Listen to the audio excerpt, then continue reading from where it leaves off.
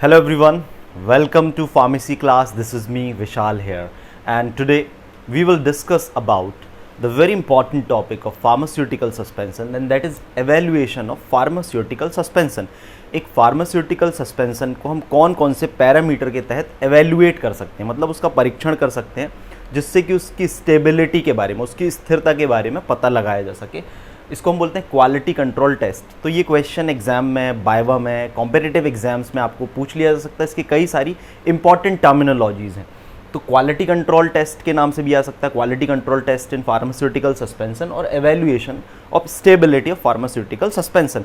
तो हम 8 पॉइंट्स के ऊपर डिस्कस करेंगे, जैसे कि आपका सेडिमेंटेशन एक स्टेबिलिटी एवेल्युएशन पैरामीटर होता है, देन रियोलॉजी ऑफ एवेल्युएशन जिसमें कि हम विस्कोसिटी मेज़र करते हैं, आपका इलेक्ट्रोकाइनेटिक मेथड होती है इसके एवेल्युएशन की, फिर आपका माइक्रोमेरिटिक्स मेथड होती है जिसमें पार्टिकल साइज़ की स्टडी हम करते हैं, पीएच मेजरमेंट होता है आपका, देन विजुअल इंस्पेक्शन होता है, और आपका फोटो माइक्रोस्कोपिक मेथड जिसको हम बोलते हैं, देन आपका डिसोल्यूशन स्टडी। इसके अलावा हम और एक सेक्शन इसका पढ़ेंगे, that is problem in suspension, जो कई बार पूछ लेते हैं कि प्रॉब्लम्स क्या क्या होती हैं सस्पेंशन में।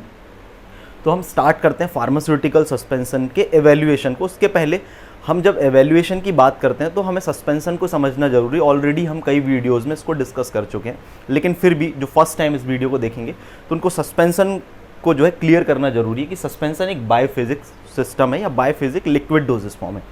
ये बायोफिजिक का मतलब क्या होता है? बायोफिजिक का मतलब होता है जिसमें दो फेज़ होते हैं। दो फेज़ कैसे होते हैं? एक सॉलिड होता है। अब ये जैसे हमने शुगर के पार्टिकल्स को पानी में घोला तो वो शुगर के पार्टिकल्स पानी में घुल के एक फेज सिस्टम बना लेते हैं जिसको हम मोनोफेज बोलते हैं। लेकिन इसमें ये जो पार्टिकल्स होते हैं ये इनसॉल्युबल होते हैं और इसमें सस्पेंडेड होते हैं आपके डिस्पर्जन मीडियम में, इसलिए ये बायोफिजिक सिस्टम कहलाता है। इसमें टू फेज होते हैं, एक आपका सॉलिड और एक आपके लिक्विड। तो अब वो सॉलिड लिक्विड में डिस्पर्स्ड है तो कुछ ना कुछ उसमें प्रॉब्लम आएगी, जिससे हम उसकी स्टेबिलिटी को ज़्यादा से ज़्यादा अच्छा कैसे कर सकते हैं एक सस्पेंशन की, जिसके कुछ एवेल्युएशन पैरामीटर्स जिसकी हम पढ़ेंगे। तो सबसे पहले सेडिमेंटेशन क्या होता है इसको हम समझते हैं। सेडिमेंटेशन में हमको क्या क्या बताना है। कई बार सीधा क्वेश्चन पूछ लेते हैं कि सेडिमेंटेशन इन सस्पेंशन, सस्पेंशन में सेडिमेंटेशन को एक्सप्लेन करिए। तो इसमें हमको क्या एक्सप्लेन करना है? सबसे पहले सेडिमेंटेशन क्या होता है कि जो आपके पार्टिकल्स हैं, आपके पार्टिकल्स क्या होंगे? धीरे धीरे डाउनवर्ड मूवमेंट होंगे। तो पार्टिकल्स का डाउनवर्ड मूवमेंट जो होता है we call it sedimentation. Particles के धीरे धीरे नीचे आने की प्रोसेस को ही हम सेडिमेंटेशन कहते हैं। अब इसको हमको कौन कौन से पैरामीटर हम इसमें डिटरमाइन करते हैं आपका जो सेडिमेंटेशन है। तो इसमें पहला पैरामीटर होता है सेडिमेंटेशन वॉल्यूम। सेडिमेंटेशन वॉल्यूम क्या होता है इसको हम समझेंगे, कैसे हम इसको निकाल सकते हैं, और यदि समझ लेंगे तो एग्जाम में भी आप बहुत आसानी से इसको लिख सकते हैं। इसकी प्रोसीजर की बात करें तो जब हम सस्पेंशन होता है हम उसको एक मेजरिंग सिलेंडर में फिलअप कर लेते हैं। मेजरिंग सिलेंडर जिसमें कि उसकी यूनिट्स दी हुई होती हैं, या तो जिसमें आपके वैल्यूज़ दी हुई होती हैं, like 10 ml, 20 ml, 30 ml, approximately 100 ml तक का हम मेजरिंग सिलेंडर ले लेते हैं। उस मेजरिंग सिलेंडर में जिसका भी हमको सेडिमेंटेशन सस्पेंशन का हमको मालूम करना है, हम उस सस्पेंशन को उसमें फिल कर देते हैं। जब हमने उस सस्पेंशन को उसमें फिल कर दिया तो सबसे पहले क्या होगा, आपका सस्पेंशन एक हाइट तक में होगा, तो उस हाइट को हमको नोट कर लेना है, क्योंकि मेजरिंग सिलेंडर में पॉइंट दिए होते हैं। तो सबसे पहले हमने उसको नोट कर लिया, तो वो क्या कहलाएगा? आपका इनिशियल वॉल्यूम कहलाएगा। कि उसका इनिशियल वॉल्यूम क्या है, जिसको कि हम V0 से प्रदर्शित करेंगे फॉर्मूले में, क्योंकि आपका जो सेडिमेंटेशन वॉल्यूम होता है वो क्या होता है, that is the ratio of ultimate volume और इनिशियल वॉल्यूम। हम ये समझते हैं कि क्या होता है इनिशियल वॉल्यूम, तो जो स्टार्टिंग में उसकी रीडिंग आई है आपके जो सस्पेंशन की हाइट है जो उसके, क्योंकि उस समय उसके जब स्टार्टिंग में हम बात करें तो पूरे तरीके से डिस्पर्स्ड है पार्टिकल और ऊपर तक है। धीरे धीरे वो नीचे आएंगे जिसको कि हम बोलते हैं सेडिमेंटेशन, और नीचे की ओर आकर बैठेंगे पार्टिकल्स, जिसको कि हमको देखना है कि पार्टिकल्स कितने नीचे तक आ रहे हैं, और वो उसकी स्टेबिलिटी को दर्शाता है। कैसे, इसको हम समझते हैं। अब टाइम, अलग अलग टाइम पर हमको देखना ये है कि जो पार्टिकल्स हैं वो कितने नीचे आए हैं, वो पार्टिकल्स जो है सेडिमेंट होते होते कितने नीचे आए हैं, इसको हमको डिटरमाइन करना है अलग अलग टाइम पे। जैसे 1 दिन, 2 दिन, 3 दिन, 4 दिन और 7 डेज़ के इंटरवल में। जब हम इसको लॉन्ग टर्म तक स्टोर करेंगे, सस्पेंशन जब प्रिपरेशन बन गई, 1 साल 2 साल उसकी सेल्फ लाइफ होती है, एक्सपायरी डेट होती है, तो उसको हम स्टोर करेंगे, तो उस ड्यूरिंग द स्टोरेज वो कितना आपका जो है नीचे उसके सेटलिंग होगी, सस्पेंशन की सेडिमेंटेशन होगा, ये स्टडी हमको देखनी है। तो हम एक स्टडी करेंगे एवेल्यूएशन के तहत, जिससे कि उसकी हम सेल्फ लाइफ और एक्सपायरी डेट को डिज़ाइन भी कर सकते हैं और स्टेबिलिटी भी बता सकते हैं सस्पेंशन की। तो टाइम के अकॉर्डिंग तो चांसेस ये हो सकता है कि सेडिमेंट इतना आ जाएगा, तो जो लास्ट वाला जो आ रहा है ये अल्टीमेट आपका क्या हो जाएगा, वॉल्यूम हो जाएगा। तो हम क्या करेंगे, आपका जो सेडिमेंटेशन वॉल्यूम है उसको हम एफ से इंडिकेट करते हैं, और इसकी जो वैल्यू है आप यहाँ पर अल्टीमेट वॉल्यूम को पुट करके और इनिशियल वॉल्यूम को पुट करके डिटरमाइन कर सकते हैं। ठीक, तो अब ये जो वैल्यू होती है हमेशा याद रखना, ये कॉम्पिटिटिव एग्जाम में पूछा जाता है, जो सेडिमेंटेशन की वॉल्यूम होती है ये 1 से अधिक कभी नहीं हो सकता, इसकी वैल्यू हमेशा 1 या तो 1 से कम होगी।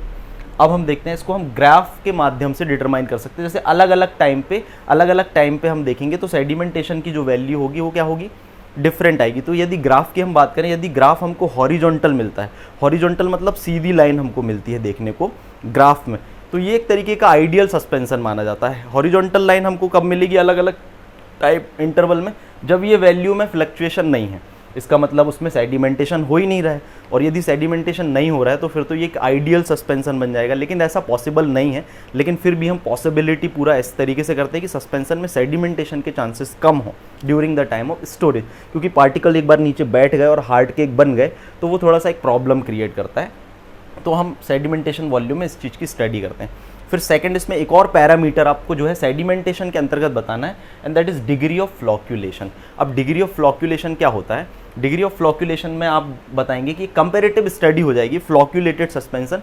अब ये फ्लॉक्यूलेटेड वर्ड आपके सामने आया तो क्या होता है, हम सस्पेंशन में कई बार कुछ इस तरीके के एजेंट मिला देते हैं जिससे कि वो फ्लॉक्यूल्स बनाते हैं। फ्लॉक्यूल्स बनाते हैं, इसका मतलब जो पार्टिकल्स होते हैं वो ग्रुप बनाते हैं। लेकिन ऐसा करते क्यों हैं हम, कई बार क्या होता है कि सस्पेंशन में हम फ्लॉक्यूल्स तो बनाते हैं लेकिन वो लूज एग्रीगेट होते हैं, इजीली रीडिस्पर्स्ड हो जाते हैं, क्योंकि जो डीफ्लॉक्यूलेटेड सस्पेंशन होता है जिसमें फ्लॉक्यूलेटिंग एजेंट ऐड नहीं किया है, यदि वो पार्टिकल्स नीचे बैठ जाते हैं तो दोबारा क्या होता है, वो पार्टिकल्स रीडिस्पर्स करना डिफिकल्ट हो जाता है, इसलिए फ्लॉक्यूलेटेड सस्पेंशन को हम डिज़ाइन करते हैं। अब हमको डीफ्लॉक्यूलेटेड और फ्लॉक्यूलेटेड सस्पेंशन को क्या करना है, देखना है कि कौन सा ज़्यादा स्टेबल है या रीडिस्पर्सिबिलिटी किसकी ज़्यादा है। तो हम कई बार डिग्री ऑफ फ्लॉक्यूलेशन भी निकालते हैं। ये क्या होता है, इसको हम बीटा से रिप्रेजेंट करते हैं, F/F इन्फिनाइट। इसका मतलब क्या है कि ये आपका जो फ्लॉक्यूलेटेड सस्पेंशन है उसका सेडिमेंटेशन जो है, हमने ये मेथड निकाली सेडिमेंटेशन वॉल्यूम की, सिमिलर हम परफॉर्म करेंगे फ्लॉक्यूलेटेड सस्पेंशन के लिए, और हमारा एक डीफ्लॉक्यूलेटेड सस्पेंशन होगा उसके लिए हम ये वैल्यू निकालेंगे, क्या, आपका सेडिमेंटेशन वॉल्यूम। तो sedimentation volume, degree of sedimentation volume of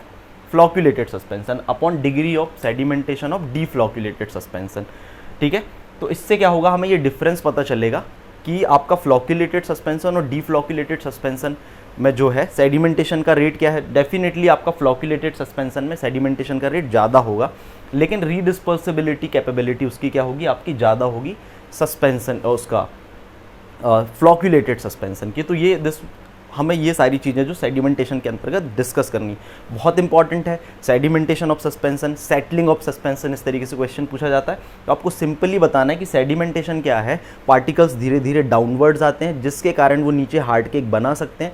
तो ये कितना सेडिमेंटेशन हो रहा है उसको हमको मेज़र करना है, that we call the sedimentation. और हम इसको कैसे मेज़र कर सकते हैं, सेडिमेंटेशन वॉल्यूम निकालकर और डिग्री ऑफ फ्लॉक्यूलेशन के तहत हम इसको 2 पैरामीटर होते हैं जिससे हम इसको रिप्रेजेंट कर सकते हैं। Now the next we'll discuss about the quality control tool, that is rheological evaluation। rheological evaluation का मतलब क्या होता है, rheology का मतलब होता है कि किसी भी लिक्विड की फ्लो प्रॉपर्टी के बारे में पढ़ना। अब हमारा जो सस्पेंशन है हम उसमें क्या पढ़ेंगे, उसकी विस्कोसिटी क्या है। विस्कोसिटी से भी क्या होता है, आपका सेटलिंग रेट पता चलेगा। विस्कोसिटी से क्या होगा, जैसे मान के चलो सॉलिड पहले आपके पूरे में डिस्पर्स्ड है, अब धीरे धीरे नीचे आएंगे सॉलिड, तो नीचे की विस्कोसिटी ज़्यादा बढ़ेगी उन सॉलिड्स के कारण, यहाँ की कम होगी और यहाँ की सबसे कम होगी यदि सॉलिड नीचे सेटल डाउन हो रहे हैं।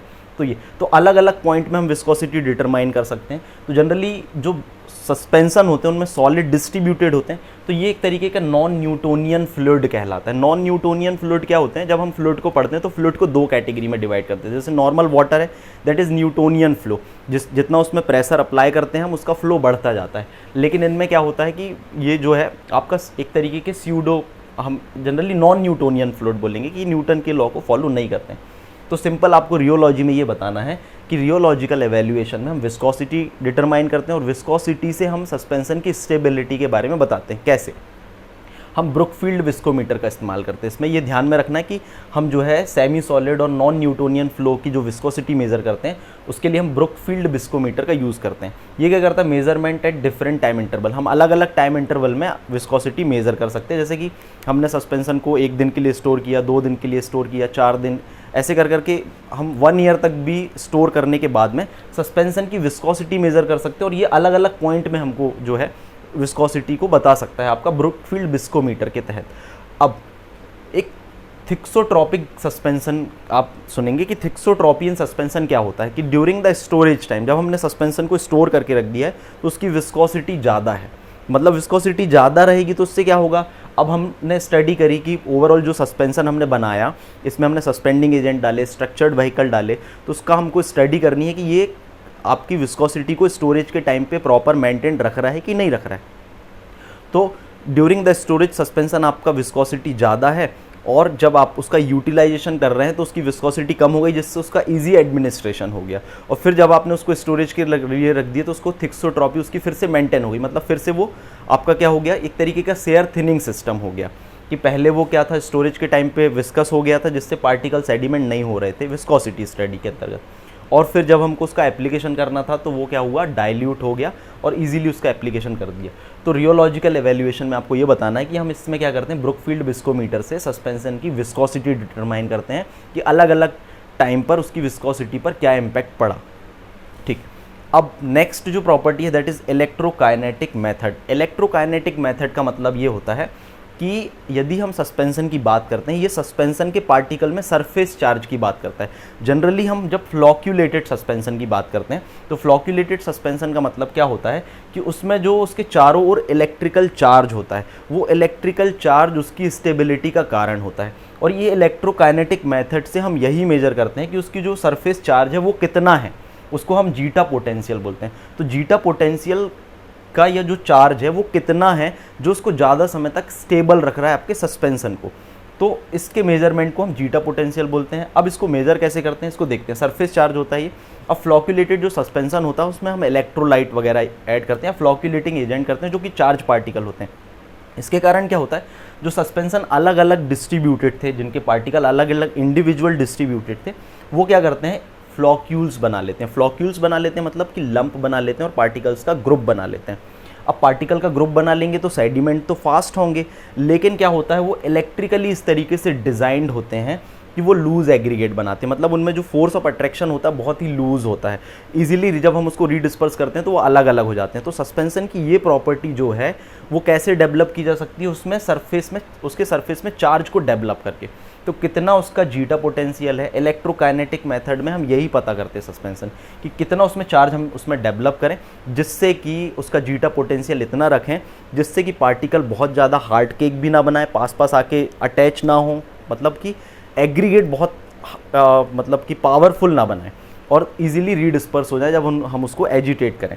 तो this is the purpose of electrokinetic method, जिसमें हम क्या करते हैं, जीटा पोटेंशियल को डिटरमाइन करते हैं। और ये जीटा पोटेंशियल डायरेक्टली आपका किसके बारे में बताता है, स्टेबिलिटी ऑफ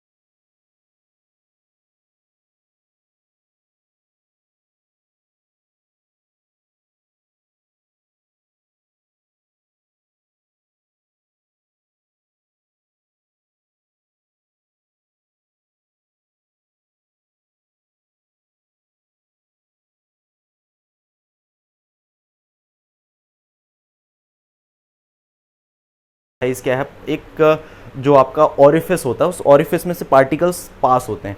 अब पार्टिकल जब पास होते हैं तो वो एक तरीके का सिग्नल पास कर देते हैं, तो उससे हमें ये पता चल जाता है कि पार्टिकल का साइज़ क्या है। बेसिकली मेथड ये होती है, तो हम पार्टिकल साइज डिटरमाइन कर सकते हैं। तो आपको यही बताना है कि माइक्रोमैरिटिक्स के अंतर्गत हम जो एवेल्युएशन करते हैं सस्पेंशन का, वो पार्टिकल साइज़ है। और पार्टिकल साइज़ अब क्या होता है, ड्यूरिंग द स्टोरेज कई बार क्या होता है, पार्टिकल्स जो है आपस में अटैच होकर वो लंप बना लेते हैं या तो क्रिस्टल बना लेते हैं। तो उसको हमको मेजरमेंट करना है, तो कैसे कर सकते हैं, माइक्रोस्कोपिक मेथड से कर सकते हैं, जो कि कल्टर काउंटर और माइक्रोस्कोपिक मेथड आपका हम यूज़ कर सकते हैं। क्योंकि आपका इसमें जनरली आपको बताना क्या है कि पार्टिकल साइज जो है सस्पेंशन की स्टेबिलिटी में बहुत बड़ा रोल प्ले करते हैं। तो हमें पार्टिकल साइज की स्टडी माइक्रोमैरिटिक्स के अंतर्गत हम करते हैं। अब बहुत इजी मेथड और भी हैं, जैसे कि पीएच मेजरमेंट। पीएच क्या होता है, एसिडिटी और बेसिसिटी को बता देता है। During the time of storage आपके सस्पेंशन में कई केमिकल इंटरेक्शन हो सकते हैं, तो यदि उसमें कोई केमिकल इंटरेक्शन होता है तो वो एसिडिटी और बेसिसिटी उसकी चेंज होगी, जिसको कि हम पीएच मेज़र करके पता लगा सकते हैं। तो पीएच पेपर के थ्रू भी हम मेज़र कर सकते हैं और पीएच मीटर के थ्रू भी हम इसको मेज़र कर सकते हैं। तो इसमें हमको सिंपली ये बताना है। फिर उसके बाद में आता है विजुअल इंस्पेक्शन। विजुअल इंस्पेक्शन की बात करें तो विजुअल इंस्पेक्शन का मतलब ये होता है कि आपको टाइम टू टाइम सस्पेंशन में ये देखना है कि वो जो उसकी प्योरिटी है वो तो नहीं डिस्टर्ब हो रही है, और उसका जो अपीयरेंस है, अपीयरेंस मतलब सस्पेंशन जैसे मान के चलो कोई डोजेस फॉर्म बहुत समय से रखी हुई है, तो वो उसमें कोई प्योरिटी में कोई चेंज तो नहीं आ रहा है, कोई अपीयरेंस तो नहीं। जैसे नॉर्मली हम देखते हैं घर में पानी बहुत समय तक रखा रहेगा ग्लास में, तो उसमें गड़बड़ी हमको अलग ही दिखने लगती है, लेकिन ये तो एक डोजेस फॉर्म है। तो इसमें एक विजुअल इंस्पेक्शन, ये भी एक पैरामीटर ऑफ एवेल्युएशन होता है। Now photo microscopic method. Photo microscopic another tool of evaluation of suspension, जिसमें क्या कर सकते हैं, we have some kind of strategy, जिससे हम जो सस्पेंशन है उसकी एक इमेजिंग ले सकते हैं कि उसके पार्टिकल्स की।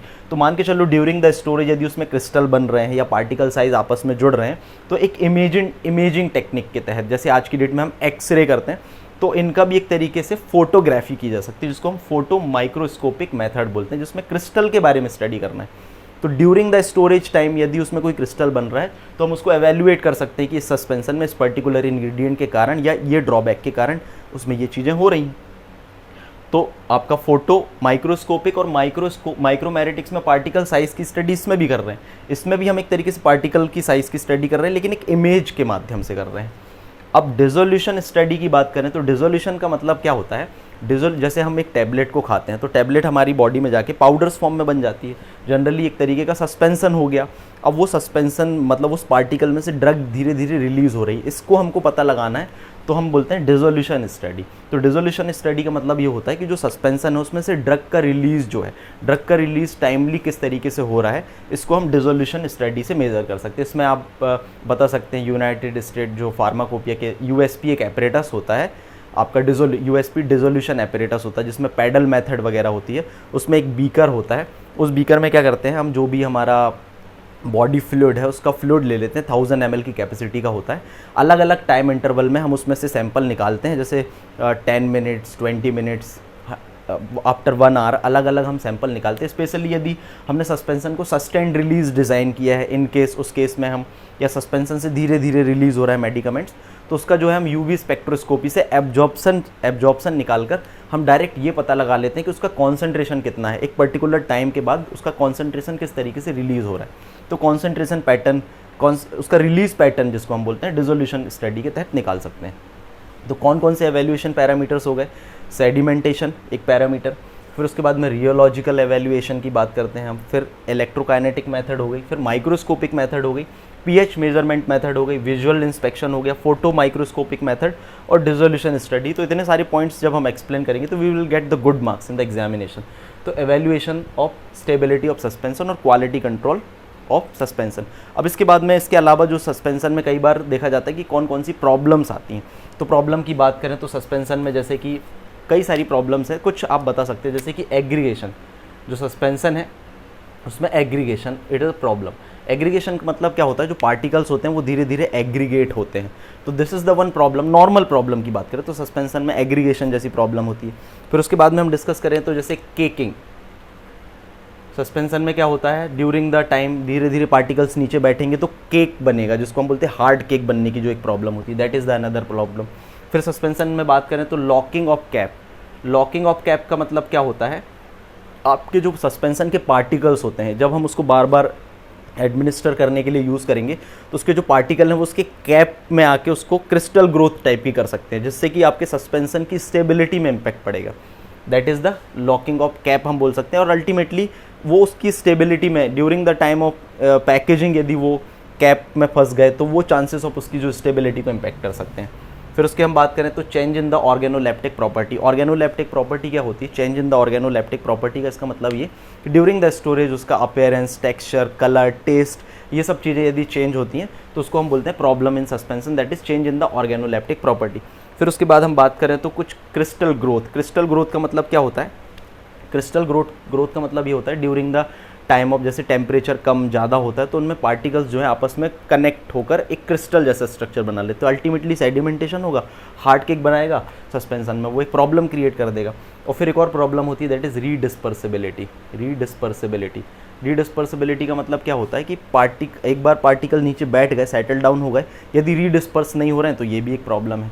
तो this is all about the problem in suspension. अब कौन कौन से फैक्टर्स हैं जो इफेक्ट करते हैं आपकी स्टेबिलिटी को? यदि हम फैक्टर्स की बात करते हैं तो कैसे कौन कौन से फैक्टर्स हैं जो आपके सस्पेंशन की स्टेबिलिटी को इम्पैक्ट कर सकते हैं? तो उन फैक्टर्स को एक बार हम थोड़ा सा देख लेते हैं क्योंकि it is very important to explain. जैसे हम बात करें सेडिमेंटेशन, तो सेडिमेंटेशन को आप स्टोक्स लॉ से भी बता सकते हैं। स्टोक्स लॉ क्या होता है?